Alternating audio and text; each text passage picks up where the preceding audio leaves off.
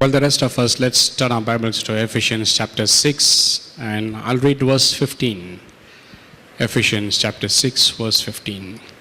And having shod your feet with the preparation of the gospel of peace. We're looking at the third piece of weaponry here that the Apostle Paul mentions, the shoes, the Roman soldier shoes.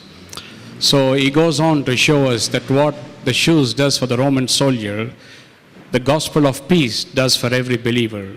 So that is why we looked at the shoes of the Roman soldier and what it does for him. So first I told, it gives him firmness. Secondly, it protected him from the unexpected and surprise attacks of the enemy. Thirdly, it provided him mobility. Fourthly, we looked at the two extremes of the church here. And fifthly, we saw the two kinds of peace. Peace with God and the peace of God. And I told you they are both different. A person has to be at peace with God before he can experience the peace of God. And then I went on and described what the peace of God is. It is not just the absence of trouble. It is not just a tranquility or a serenity in the midst of a storm. It's not just blessing and prosperity, nothing missing, nothing broken. It is all that. But here it is much more than that. When Paul talks about peace, he's talking about a conquering, prevailing, mighty force that works in your life and my life. So that is what he's talking about, peace there, the peace of God. And then we went to Colossians chapter 3, verse 15, because Paul says that, let the peace of God rule your heart and your mind. See, this is why peace is given. What it is supposed to do? It is supposed to stand guard, rule your heart, your mind, and your will, emotions, protect you from every work of the enemy. When it begins to rule your heart and mind. But how to let the peace of God to rule our hearts and minds? That is why we went to Philippians chapter 4, verses 6 and 7. That is where Paul gives us the answer. He tells us how to let this peace of God, this mighty, prevailing, conquering force to rule our hearts and minds, so that it will not only guard our hearts and minds and will, but it will also serve as an offensive weapon against the enemy. So what does Philippians 4, 6 and 7 says? Be anxious for nothing, but in everything with prayer and supplication, with thanksgiving, let your requests be made known unto God. And after you do that, you do your part, God does his part. It says there, and the peace of God, which surpasseth all understanding, will guard and protect you. So after you've done your part, the peace guards you, just like a Roman soldier that stands guard at the entrance of the city and keeps out all unwanted people. If they see any troublemaker, if they see a person that will enter the city and cause trouble there, they will just chuck him out. They will not allow him to enter the city. And that is what the peace of God will do for you and me. It will stand guard like a Roman soldier. Jesus himself will stand guard. It will scan all those thoughts, all these unwanted thoughts that will cause us problem. It will be kept out of our lives. It will guard us and protect us. So we looked at all that. And then finally we came to Romans chapter 16, verse 20. So how to let peace rule instead of worry there. And we went to Romans chapter 16, verse 20. Let's turn there for a moment. Romans 16.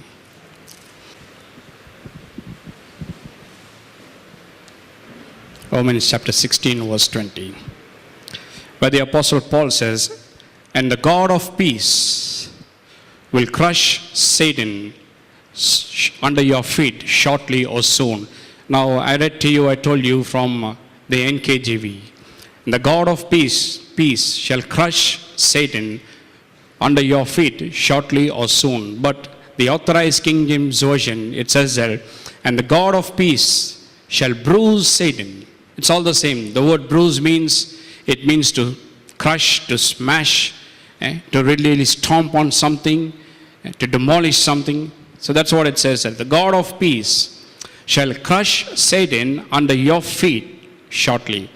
Okay, so we begin to look at this word bruise. I told you it was first used in history there, referring to people who would stomp or pound upon grapes and smash grapes, where they would put grapes into a wooden vessel there and they will just stomp on it and pound it, smash it in order to get wine from it. It was a very common practice in the nation of Israel.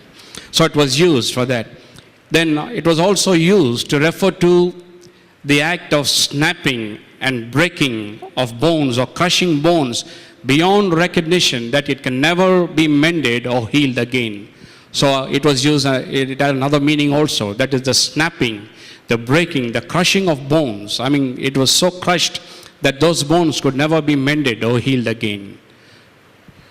Then it has another meaning also, where we mentioned, it is mentioned in Mark chapter 5, verse 4. Let's turn for a moment to Mark chapter 5. A very interesting meaning there, and Paul uses the same word. I'll read from verse 2 onwards. And when he had come out of the boat, immediately there met him out of the tombs a man with an unclean spirit, who had his dwelling among the tombs, and no one could bind him, or not even with chains. And because he had shackles and chains, and the chains had been pulled apart by him, and the shackles broken in pieces, neither could anyone tame him. And always, night and day, he was in the mountains and in the tombs, crying out and cutting himself with stones. I'll just stop with that. But here, in verse 4, the same word, bruise, is used here. In verse 4. Where it is used in verse 4, when it is mentioned there, and the chains had been pulled apart by him, and the shackles broken in pieces. Now let me just give you a picture of what is happening here in Mark chapter 5, verse 4. Now this is talking about a demon-possessed person, a person who is possessed by an unclean spirit there. And these demons give him such energy, strength, and power that even though he is bound with fetters and chains, his legs are there with chains and his hands are there, chained there. So even though he is bound with chains and fetters there, he was so energized by these demons, and these demons released so much rage and power and violence to this person there, that he simply pulled apart those chains that were on his feet and the hands there. He demolished it, those fetters and the chains there, and made them to nothing. That's the meaning of it. Broke into pieces. That means he simply pulled it apart. The handcuffs, he pulled it apart there, and his legs were chained there. Even that, he just pulled it apart, broke it to pieces. The picture is this. That means he demolished those chains and those fetters there. That means he broke it, smashed it completely, so that it could no longer be used again to handcuff anyone, or to keep anyone, or to hold anyone in captive. So those handcuffs and those, chains on the leg could not be used again to bind anyone again. That's the meaning there that is used in Mark chapter 5, verse 4. So this person, so energized by the demons there, he's so enraged by it there, and he has so much of power that he simply pulls apart these chains and these handcuffs, breaks it to pieces, smashes it and crushes it to pieces, so that it cannot be used to bind anyone again. It cannot be put upon anybody, because it is totally destroyed, completely demolished. So that is the word that Paul uses here in Romans chapter 16, verse 20. Same word, he takes the same word, the word bruise. That means to crush, to smash, broken to pieces beyond recognition. Broken, the snapping of bones, or crushing, or the snapping of bones. It is smashed and crushed so much that it is beyond recognition. You cannot even mend it, or cannot be healed at all. Totally destroyed. That's the picture, that's the idea that Paul is bringing out. And Paul here in Romans chapter 16, verse 20, willfully uses the same word. He uses the same word here. And the reason that he uses this word, because he wants you and me as believers to know what Jesus did to Satan through his death and the resurrection. See, this is the problem. People are very religious. They go to church. They give their tithe. They do all the rituals of the church there and all that. But the thing is, they don't have a revelation knowledge of what Jesus accomplished for them through his death and resurrection. That is the main thing. I mean, you can go to church and you can read your Bible and you can sing the songs, but if you don't have a revelation knowledge, if your eyes of understanding is not open, and if you don't grasp what Jesus did through his death and resurrection on the cross, then you will be just another traditional Christian, another defeated Christian only. That's all. You'll never be able to live the victorious life, the overcoming life there. So that is why it is important. So that is why Paul uses this word here, because he wants to show us. He takes this incident, same word that is mentioned there in Mark chapter 5, verse 4, where these chains and the shackles are just smashed to pieces. I mean, it is so smashed and crushed to pieces that it cannot be used to handcuff anyone hereafter. So Paul uses the same word. Why he uses the same word? Because he wants to teach you and me something. He wants to show us something vital of great importance. And I believe if you just understand what I'm going to say today, you will never live the same again. So God bless all those who are here. And I feel sorry for those who are not here today, because they're going to really miss that crux of what I'm saying. This is the culmination of verse 15. I mean, this is the finality of verse 15. Paul is showing us something very important. If you just understand it, if you have a revelation knowledge of this, and if you live consciously of this, if you walk in this, you can never be defeated. There is no one that can be able to stop you from anything in life. Okay, so Paul uses this word here because he wants to show us that what Jesus accomplished for you and me through his death and resurrection. Now, this is what Paul wants us to understand. That Jesus smashed or crushed Satan. Just like all those words are being used there. Just like how a person stomps upon grape and smashes grapes. That is what Jesus did, smashed Satan. It's like the snapping and breaking of bones. The bones are so crushed that it cannot be mended and healed again. That is what Jesus did to Satan. I mean, broke his bones there. Smashed him, crushed him beyond recognition that he can never be mended or healed again. And then finally Paul uses this word here, the word in Mark chapter 5 verse 4, in reference to shackles and chains, that it can never more hold anyone captive. So what is Paul saying through that? In other words, this is what Paul is saying here, that Jesus smashed and demolished Satan's power, totally demolished him, crushed him, broke him to pieces there. I mean, just like those chains and those handcuffs is so broken and so smashed and so demolished that just like how those handcuffs cannot be used again to hold anyone captive, that is exactly what Jesus did for you and me through his death and resurrection. I mean, Jesus demolished Satan, crushed him, smashed him, rendered him nothing. He's nothing.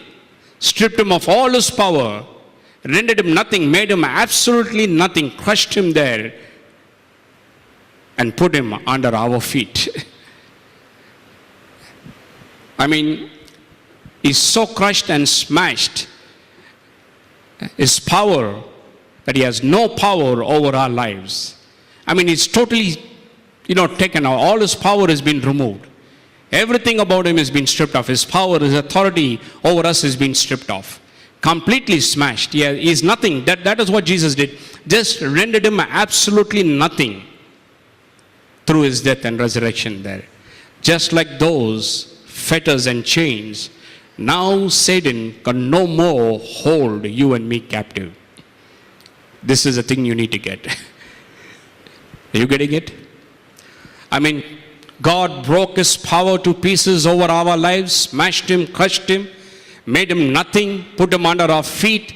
I mean, he's just dust. He's just a defeated enemy. He's under our feet. That means he's nothing. He's absolutely nothing. He has no power and authority over our lives. He's just like those handcuffs and those shackles, where just like those handcuffs and the shackles that cannot be used again to hold anyone captive or bind anyone. In the same way, God rendered Satan powerless, that he could no more hold you and me as captives. That's the good news. This is why we talk about victory and success and all that. Why? Because the devil has no authority over me. He has no power over me. He's been stripped of all his authority and power. He has been rendered to nothing. He is under my feet. That is what Jesus accomplished for you and me through his death and resurrection. Made him nothing. I mean, totally destroyed his power over our lives, that he can no longer hold us under his captivity. You get it? You're no more a slave to Satan, my friend. He has no more dominion over your life. See, this is the thing people don't understand. Christians don't understand. Believers don't know it. He has no power over your life. He cannot hold you as a captive. He cannot enslave you anymore. If he cannot hold you as a captive and enslave you, and if he has no power over your life or over you, and I want to ask you a question. What is stopping you from being victorious and successful? Nothing, isn't it? I'll show you that. Nothing can stop you from being successful and achieving whatever you want to achieve and accomplishing whatever you want to accomplish. So that is what Paul is talking about here in Romans chapter 16 verse 20 when he says, the God of peace shall crush Satan under your feet. In other words, Paul is talking about what Jesus did to Satan through his death and resurrection. Crushed him, smashed him, made him nothing. Now he has no power over your life and my life. He has no power. He has no authority over our lives. We are no more his slave. We are no more his dominion. We are no more captive. He cannot hold us captives again. He cannot enslave us again. He cannot have dominion over us again. In Colossians, Paul uses it in another way. He says, we have been translated from the kingdom of darkness into the kingdom of light. That means you are taken from one kingdom and put into another kingdom. Never the same. Changes the very destiny of our life. That is what Jesus did for you and me through his death and the resurrection. And this, when you put your faith in his death and resurrection, see, Jesus accomplished this 2,000 years ago on the cross, and through his resurrection, Jesus defeated Satan, made him nothing there, put him under our feet. But the day you put your faith in his death and in his resurrection, that day this truth became a reality in your life. From that day, from that moment onwards, he is under your feet. Are you getting it? He is under your feet. He has no authority over you, no power over you. He cannot have dominion over you or any area of your life the moment you put your faith in Jesus Christ, especially in his death and resurrection. That is why Romans 10 verses 9 and 10 is very important. It's salvation, the way of salvation. What does it say there? It doesn't say to confess your sins.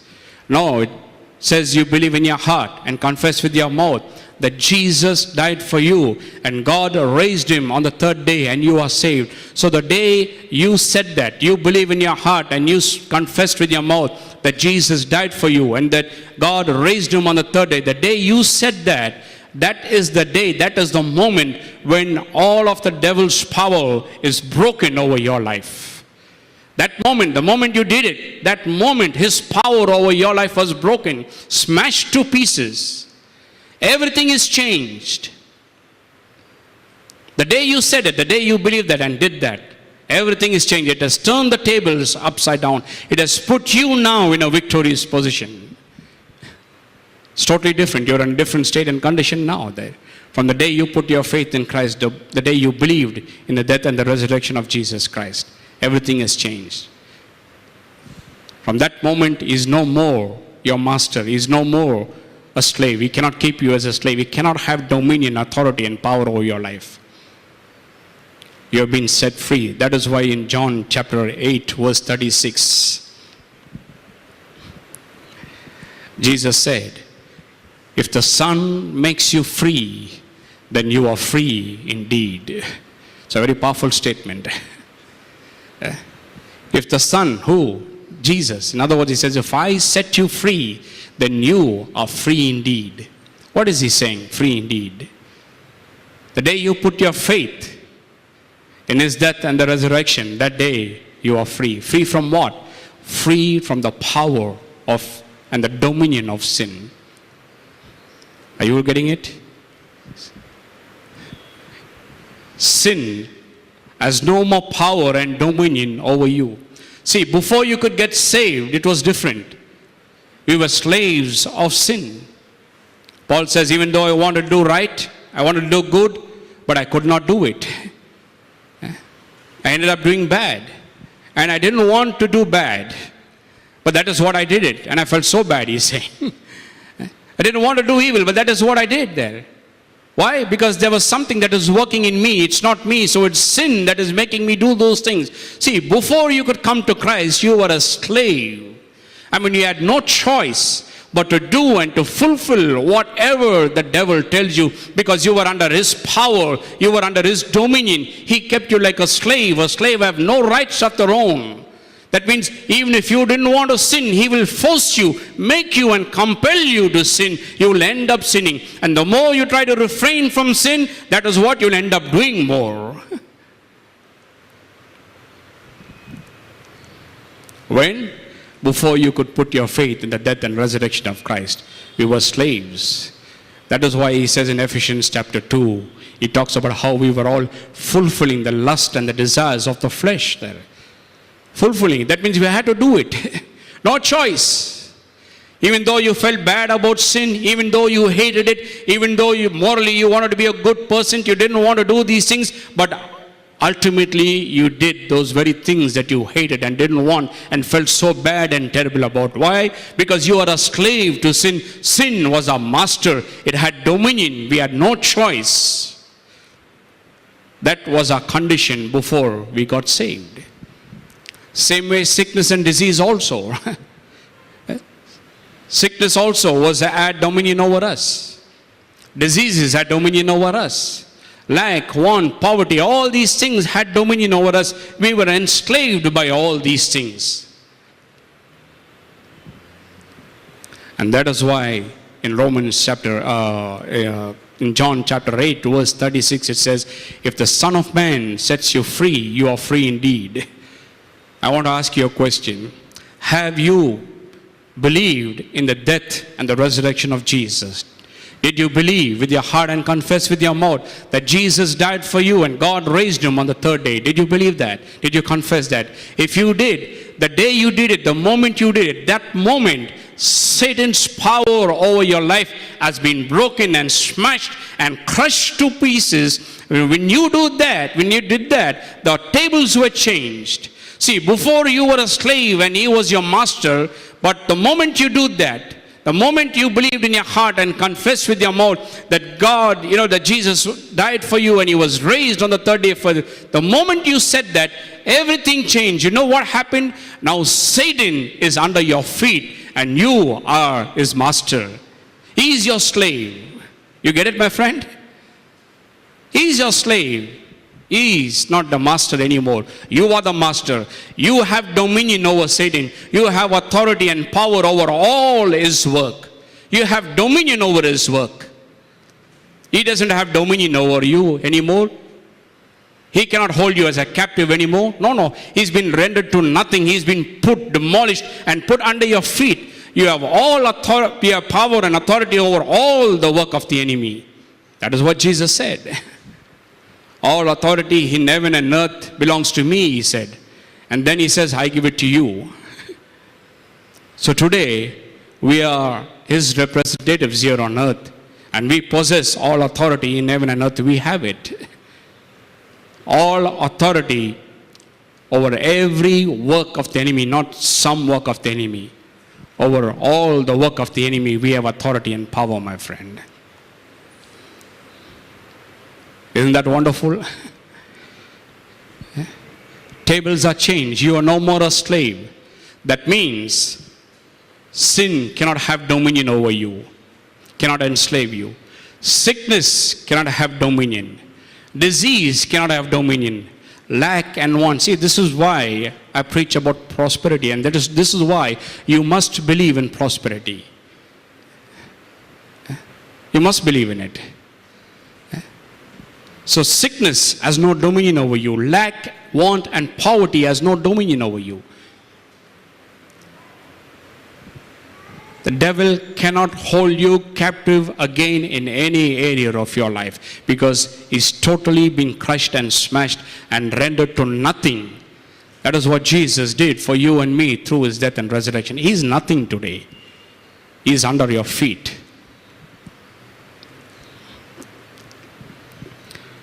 So that is exactly why Paul uses that word in Romans chapter 16, verse 20. He says, the God of peace will crush Satan under your feet. So today, if you are a child of God, if you have put your faith in His death and resurrection, remember this. Sin does not have dominion over you. Sickness cannot have dominion over you. Lack, want, poverty cannot have dominion over you. Failure is not for you. All these things are not for you. You are no more a slave under Satan. In fact, he is your slave now. You have authority and power over him. This is what people don't realize and recognize. You have authority and power over him.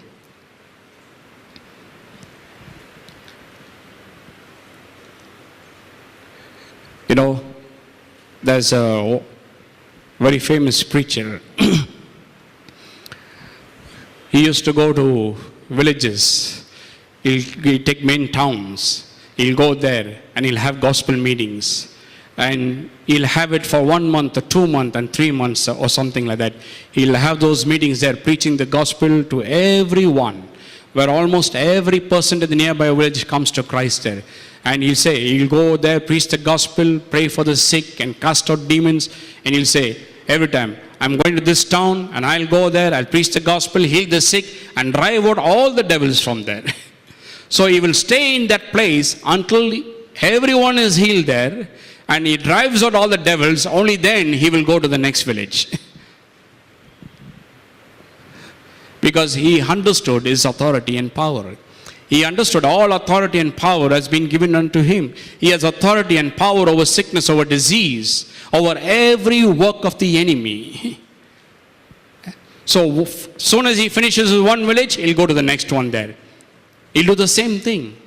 I like that preacher very much because he has a true understanding of what Jesus did for him through his death and resurrection there. There was another person who was going to another country to preach the gospel there. Very mighty preacher, used mightily by God, especially with signs, wonders, and miracles. God used him mightily in those early days there. So he was about to go to a particular country there and preach the gospel there, 3 days meetings or something like that, healing meetings there. And even before he could go there, a lot of hindrances were taking place. A lot of demonic activity was taking place there. And the day he landed there, he was so tired that he wanted a peaceful sleep. So he went and slept in the place where they arranged for him on the cot there. And as he was about to sleep, so tired, he was about to sleep there, just pulling off to sleep there. He says when some demons came into the room there, took the cot in which he was sleeping there, shaking like that, and dragged it out and kept it out there and trying to trouble him and disturb him from his sleep so that he will get afraid and leave the place and go away. So his sleep was disturbed. He got up from the bed, sat down on the cot, and he called all those demons and he says, demons, in the name of Jesus, I command you now, take this cot and go and keep it back where it was and leave this place and don't disturb me. I need to sleep tonight. Tomorrow morning I'll deal with you. And believe me or not, I know, when I read those things first, I couldn't, I was shocked. Believe me or not, those demons took the cot there, put it back where it was, and left him alone so that he had a sound sleep so that he could have the 3 days meetings. I mean, here are people who understood their complete authority over every work of the enemy. See, this is what believers fail to understand today. They fail to understand what Jesus accomplished for them through the death and resurrection. They don't know that they have complete victory. Victory over sin, victory over the devil, victory over problems, victory over challenges, victory over mountains. You have complete victory, my friend. Complete victory. They fail to understand this. So let's come back to Romans chapter 16, verse 20. The God of peace shall crush Satan under your feet shortly. Now I told you, a lot of commentators have just missed out the truth here because of that word shortly or soon. Because when you say, I'll see you soon or I'll see you shortly, that means you are saying, It is something that is talking about the future, in the near future. I will see you shortly means sometime later. So because of that word soon or shortly, they are saying that this is referring to faithful believers. And all faithful believers can expect how God will crush Satan shortly. There are other people who say, well, this is talking about something that God will do in the end. You know, that is a finality of the demolishing of Satan. At the end, God will crush Satan, make him nothing. Totally, he'll be annihilated. So some say it's talking about that how one day, towards the end, God will completely destroy Satan and crush him and render him nothing. So he cannot do anything anymore. He cannot, do anything to anyone anymore. He'll just be rendered nothing. Well, that event that people are talking about in the end is true. There is a day when God will totally demolish Satan completely, where he will never more be able to do anything on planet Earth or never be able to interfere with anyone, because a new heaven and a new earth will be established and God will rule there with his people. So Satan has no business there. He will never be able to come there. He will be totally destroyed. That is something that will take place in the future. I know that event and I believe in that event. But here Paul is not talking about that when he says, and the God of peace will crush you soon or shortly. He's not talking about one day God will do it. No, that incident is God himself will do it. See, in the end time, God will totally destroy and annihilate Satan. He will sit on the throne there. We will be his people. He will be ruling with us. He will be there with us. With a new heaven and a new earth. That is totally different there. That is an event which God himself will do, and he will do it without your help and my help. But here, Paul is talking about something that God will do together with you and me as partners. See, that is why the words are so important. Paul says here, and the God of peace shall crush Satan under your feet, he says. He doesn't say God of peace will crush Satan. No, God is not going to do it there alone, apart from me or without me. Here he's talking about something that God will do together with you and me. We are partners with God. That's what he's saying here. So this is something that is talking about in the now, in the present. So Paul is saying here, giving us a picture of what God will do to Satan together with you and me. This is not something that he's going to do alone. No. It is something that you are going to do it. Something that I am going to do it. We are going to crush Satan. Understand? We are going to crush him under our feet. With whose help? With God's help. With God as my partner, I am going to crush him. It is not God who is going to crush him. It is I am going to crush him with God. It makes a whole difference here in Romans chapter 16, verse 20. So this is talking about something that will happen in the present, in the now, not in the future. Now the whole misunderstanding is because of that one word, the word shortly. Now the word shortly is extremely important here in verse 20, because it takes this whole scripture to the next level there, the whole picture to the next level. It is so important because it shows or tells us what attitude we must take when the devil comes in our way or in our path. That's why this word shortly is so important. And people have missed out that word shortly. They've misunderstood the interpretation there. Okay? So shortly is very important. Why it is important, that word, to understand and to understand the right meaning? Because by using that word, Paul is teaching you and me as believers what we need to do when the devil comes in your way or when he comes in your path, what you need to do. That is what Paul is talking about and telling us by using that word shortly. So this word shortly comes from a military term that describes the way the Roman soldiers marched in formation. You know, the Roman army itself was a mighty army, and soldiers were mighty soldiers there. They're well trained, well equipped in everything.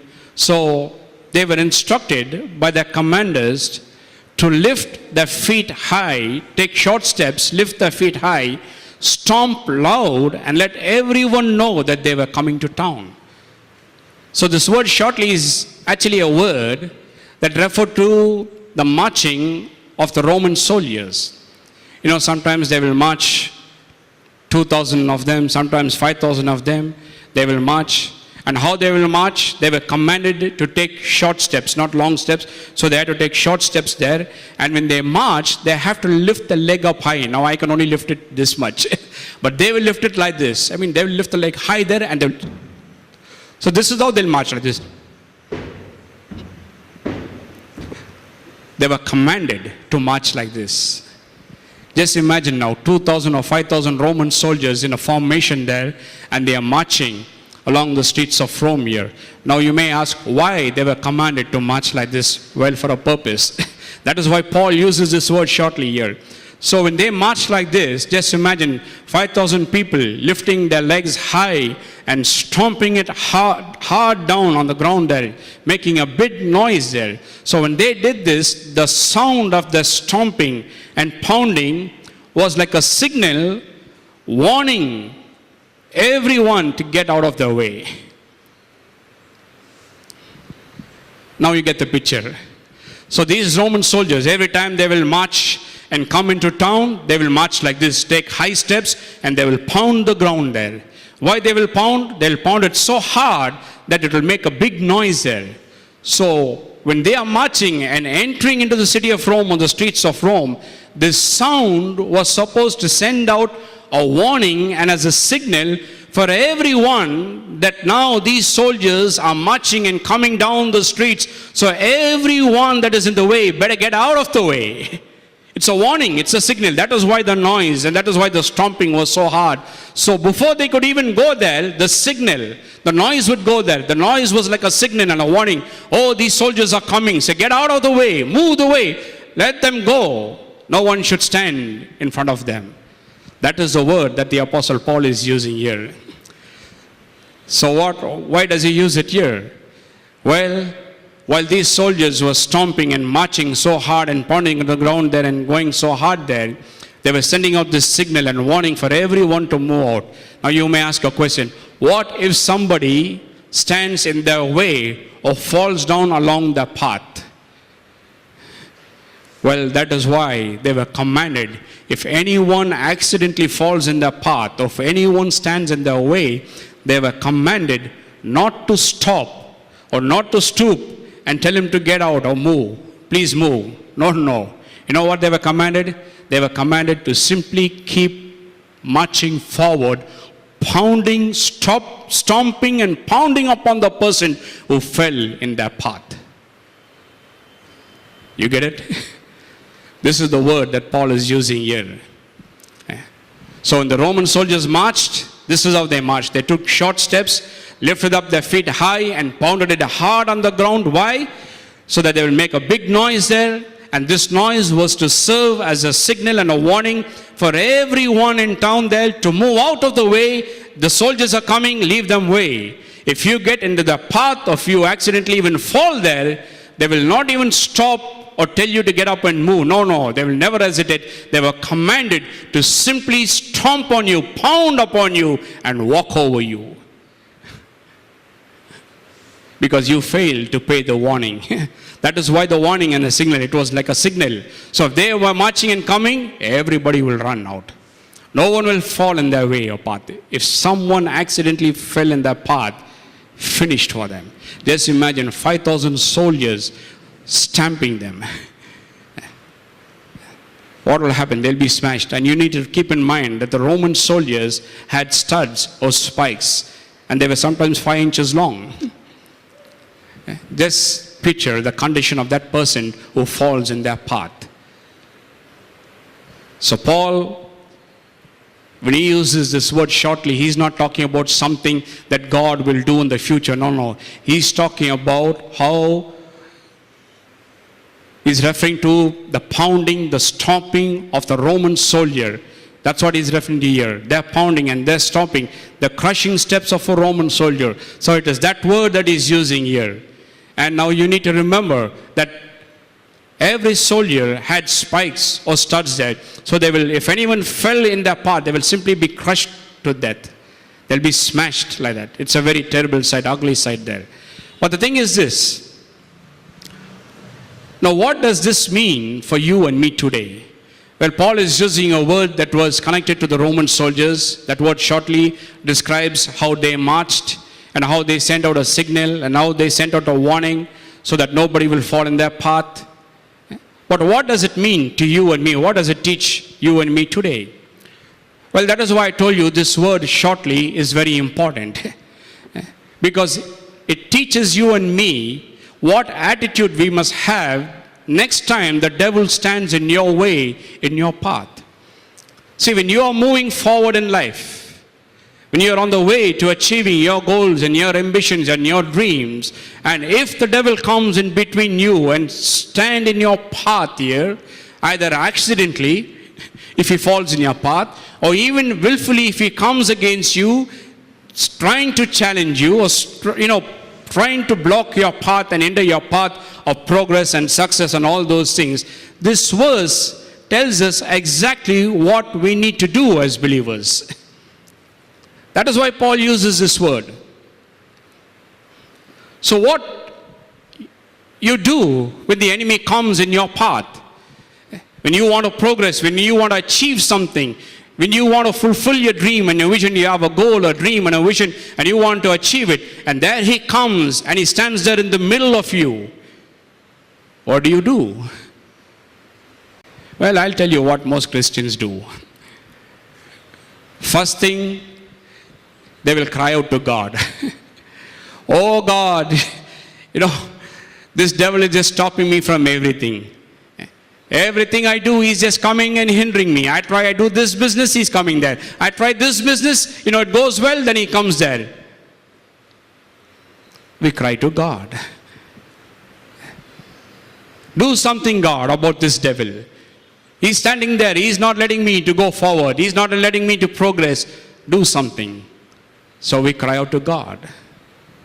Well, if crying doesn't work, then we begin to blame God. We tell God to do something about the devil. Oh God, this devil is always stopping me. Everything I do, he's coming there and hindering me in there.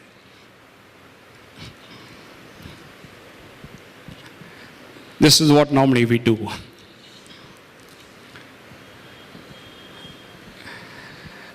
Well, don't cry, don't complain to God, and don't even be so polite to tell the devil, please move out of my way.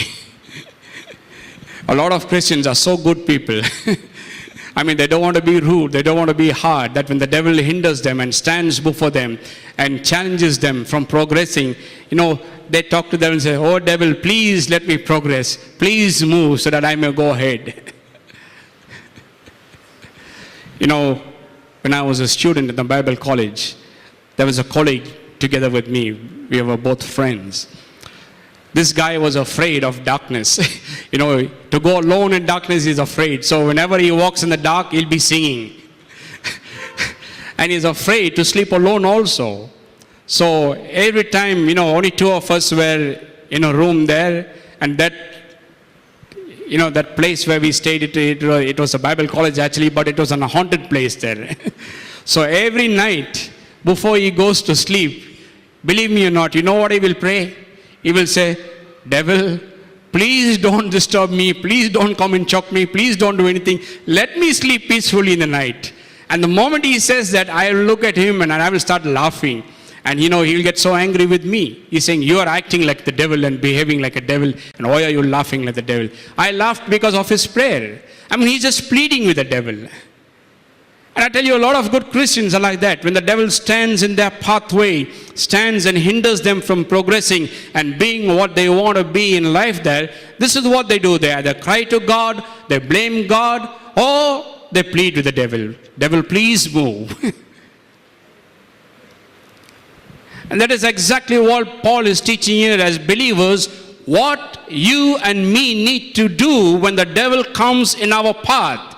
If I have a vision, if I have a goal and I have a dream and I want to accomplish something in life and I am moving forward to accomplishing that, and if he comes and stands there, tries to stop my progress from moving forward and doing what God has called me to do and accomplish, what should I do? How should I react? What should be my attitude at that time? Should I cry to God? Should I ask God to do something? Or should I beg the devil? What should I do?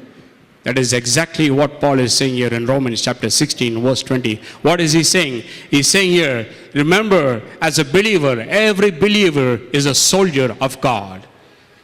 Are you? Yes, my friend, whether you like it or you don't like it. If you're a child of God, you are a soldier for Christ. You are in God's army. Every believer is a soldier for Christ. They are in God's army.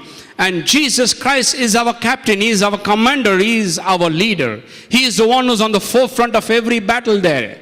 So what we need to do when the devil comes in my path? Well, don't cry to God. Don't ask God to do something. Don't even plead with the devil. Then what you need to do, I tell you, my friend, you need to do exactly what the Roman soldier did. What did he do if someone fell in his path? Did he say, well, my lady, please get up and go that side? No. If somebody fell in their path, they would just stomp them and trample them and pound them and walk over them. And I say to you, Paul, using this word, is teaching you and me what to do when the devil comes in your path. Don't stop, my friend. Don't plead with him. Don't, even tell him to get out. Just walk over him. Keep marching forward as a soldier. Stop harder. Press him more down. Push him more down. He's under your feet, but push him more down. Send him down more in your life. That is what we need to do here as children of God, as believers here. He's under your feet. See, this is what a lot of people don't understand. He has no right to come and stand in front of you. No right. If you are progressing, if you are going in a way, he has no right to come there and stand in your way there. There's a scripture in the Bible where it talks about Jesus, how he was traveling from one town and going to another town there.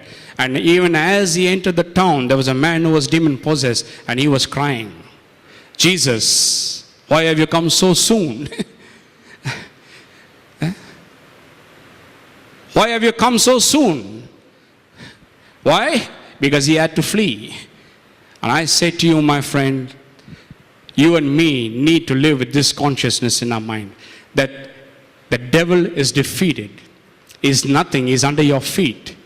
And if he ever tries to stand in your path or stand in your way, well, don't get afraid of him. You don't run back. You don't take another way. Somebody said, well, if he comes that way, I'll go this way. Well, what if he comes this way? Then you'll go this way. Then you'll have to keep running every way. Well, he has no right, he has no authority to stand before you.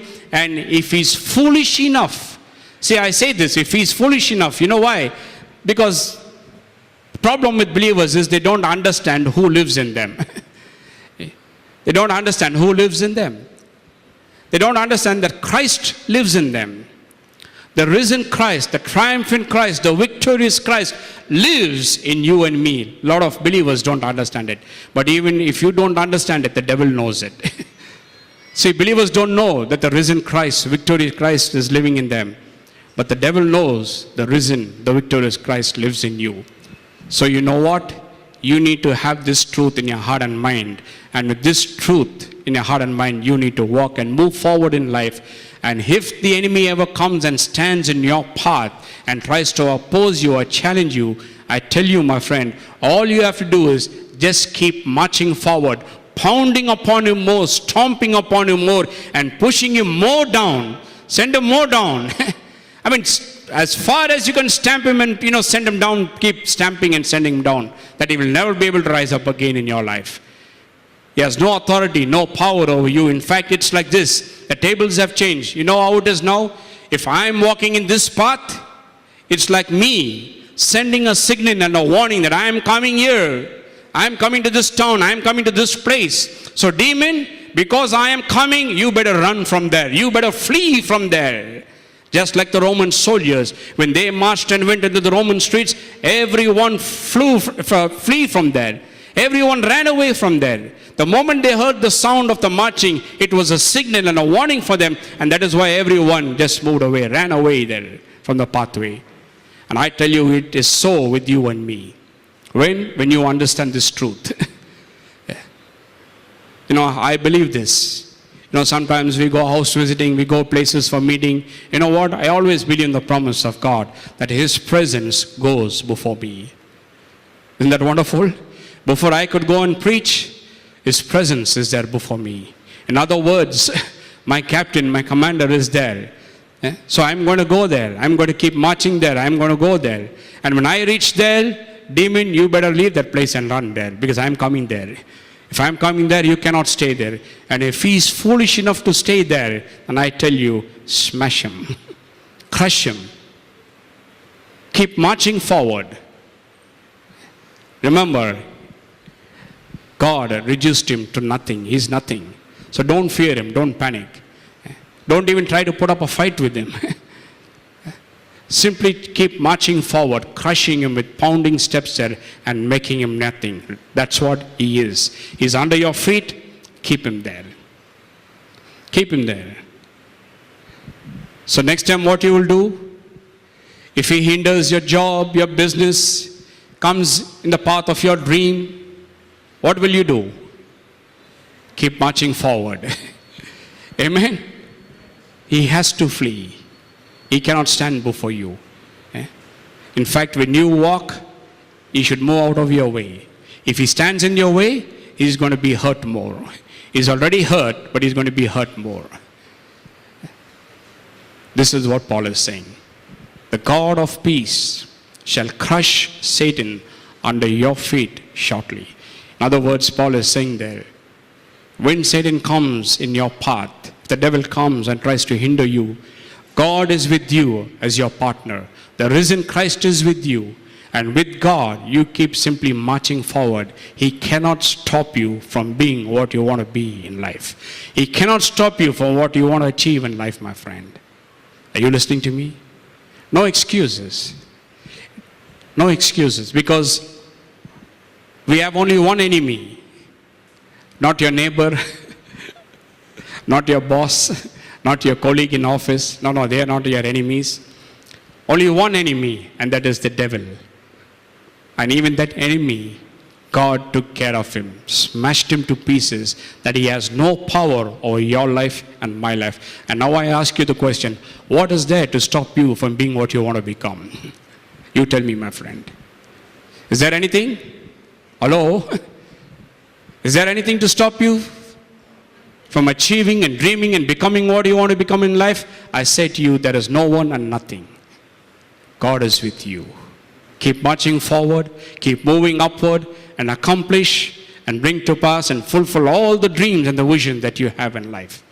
This is what Paul is saying here in Romans chapter 16, verse 20. Well, I close with this. Next week we'll continue.